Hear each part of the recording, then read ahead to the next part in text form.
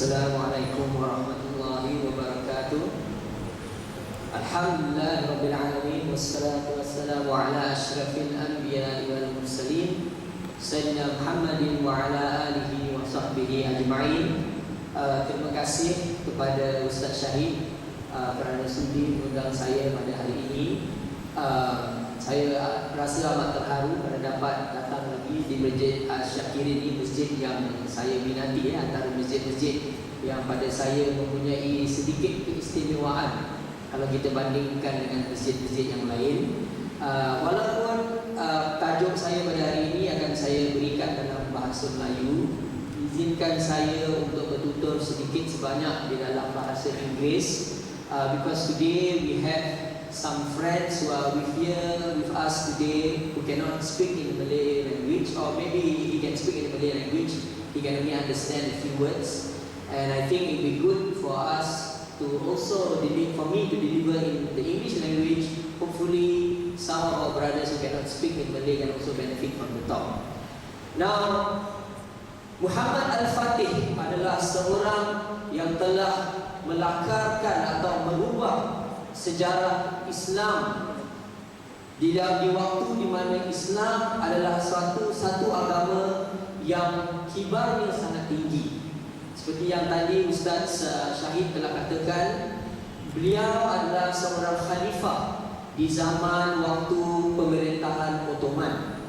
Umur beliau hanyalah 23 tahun. He was only 23 years old, and at that very young age he was able to conquer what we know today as a superpower of his time. Apa yang kita cakap sekarang sebagai superpower, kalau kita tanya orang semua sekarang, what is the country that is regarded as the superpower of the world? The simple answer would be America. So if America was a superpower, if America is a superpower today, pada waktu Sultan Muhammad Al-Fatih, the superpower was the Roman Byzantine Empire. Mereka mempunyai tentera yang sangat besar. Mereka mempunyai satu kota yang dikatakan sebagai kota yang sangat makmur. Kota itu dipanggil Byzantine atau Constantinople. Dan setiap khalifah-khalifah yang datang sebelum Muhammad Al-Fatih ini hendak menaluki kota Konstantin ini. Konstantin in those days is almost like the New York that we see today. What we see today as New York, as the center of finance, the center of education, the center of culture, was Constantinople in the 14th century, in the 15th century. So we must understand this first. Pada waktu Sultan Muhammad Al-Fatih, walaupun Islam telah pun tersebar luas di seluruh dunia, umat Islam belum lagi dapat menaluki apa yang dilihat sebagai the New York City of the world in those times. And we must understand why Constantinople is so important. Jadi sebelum kita mulakan sedikit sebenarnya tentang Muhammad Al-Fatih, saya nak cakap sikit tentang iktibar sejarah. Kadang-kadang kita lihat, lebih-lebih lagi kalau saya lihat pelajar-pelajar saya di universiti, they always say that history is the most boring subject that they can encounter. Sejarah ni hanyalah merupakan cerita-cerita dahulu. Sejarah adalah menghafal tarikh dan nama-nama orang. Sejarah hanyalah satu topik yang hanya cerita-cerita lama berlaku. So that's why if you ask any student in any school, even in the university, do you want to take history as your subject? Everybody will say, I will pass that subject. It's too difficult, it's all about memorization, it's all about remembering things. But that is not history. History atau sejarah bukan sahaja tentang cerita-cerita dahulu.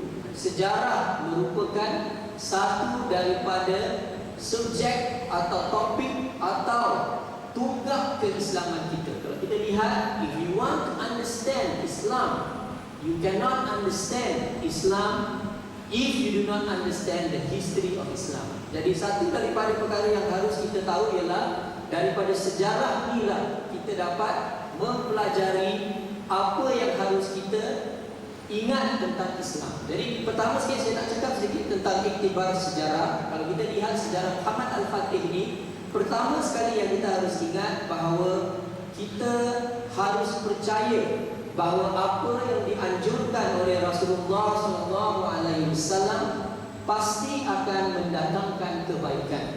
The first tenet of being a Muslim is for you to believe that whatever Rasulullah says is something that is good and is something that will bring you benefits. And this is the first thing you have to remember.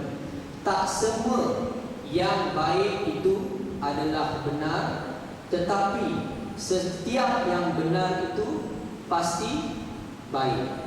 Remember this, not everything that is good is the truth, but everything that is the truth will surely be good.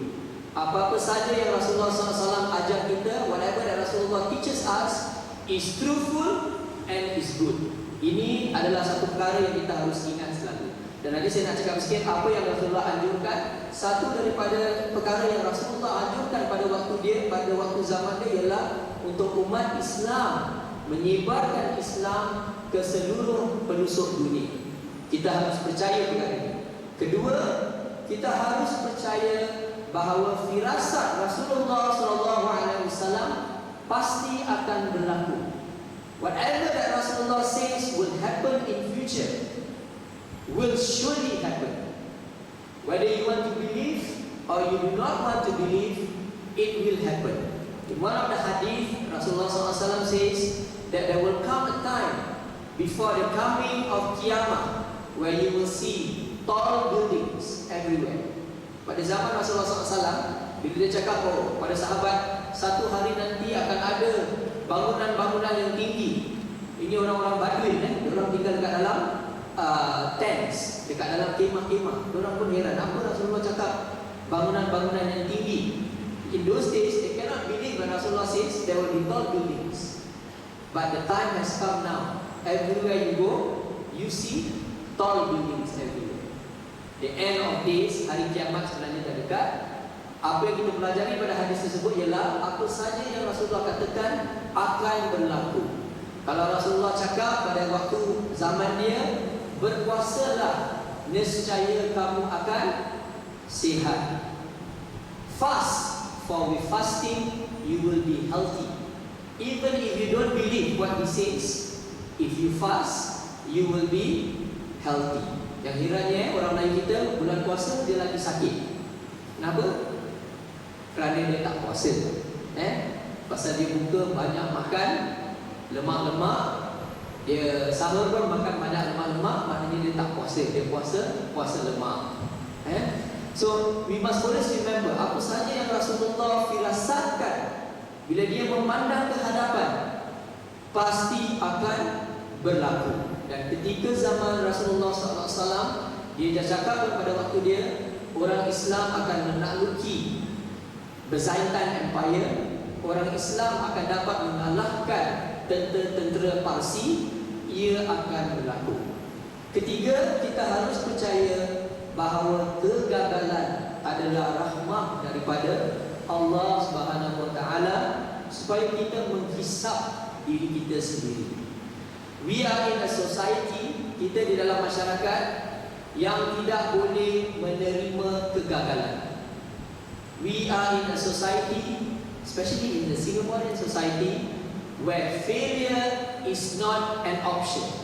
Tetapi Rasulullah SAW ajar kita, setiap kali kita gagal, ia menjadi satu motivasi bagi diri kita sendiri. Kegagalan adalah sumber kekuatan. Nanti saya nak cakap sedikit sebanyak tentang ini. Di dalam umat Islam, kejar mengejar mendapatkan Byzantine Empire ini dan Constantinople, mereka banyak gagal. Tetapi di dalam kegagalan tu, mereka melihat kegagalan itu sebagai satu rahmah. Especially for the young people today, we hear a lot of newspaper reports. Kids taking primary 6 PSLE exam, gagal dalam peperiksaan, terus terjun flat, mati, bunuh diri.